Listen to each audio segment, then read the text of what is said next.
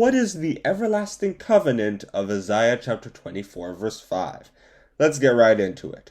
The verse reads, "The earth also is defiled under the inhabitants thereof, because they have transgressed the laws, changed the ordinance, broken the everlasting covenant."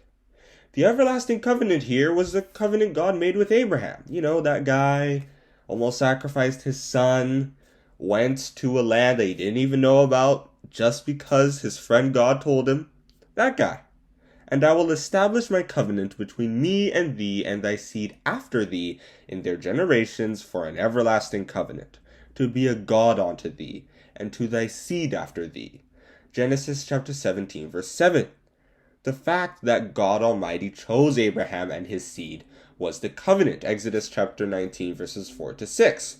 God just saying, "Abraham, let's do this." The contract was already signed, and the circumcision later came as a physical representation. And to support the covenant, God gave laws such as the 10 Commandments in Exodus chapter 20. But that isn't the covenant. Those laws were put there so that they could keep the covenant. And the reason why this covenant was everlasting was because God didn't intend to change it. As long as Abraham was faithful, as long as Abraham and the people after him kept their part of the deal, Israel would blossom and flourish. But the Israelites didn't keep their end of the deal. And of course, God wasn't obligated to keep his end either. "Hath a nation changed their gods, which are yet no gods? But my people have changed their glory for that which doth not profit." Jeremiah chapter 2, verse 11. God wasn't going to give up then. He still had a trick up his sleeve. Because later he said that he would renew his covenant in Jeremiah chapter 31, verses 31 to 33.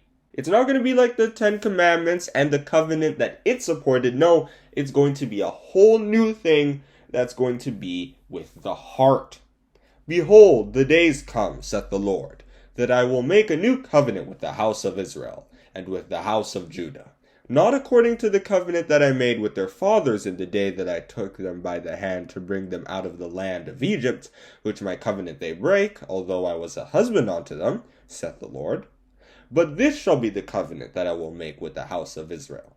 After those days, saith the Lord, I will put my law in their inward parts, and write it in their hearts, and I will be their God, and they shall be my people." Once again, that's Jeremiah chapter 31, verses 31 to 33.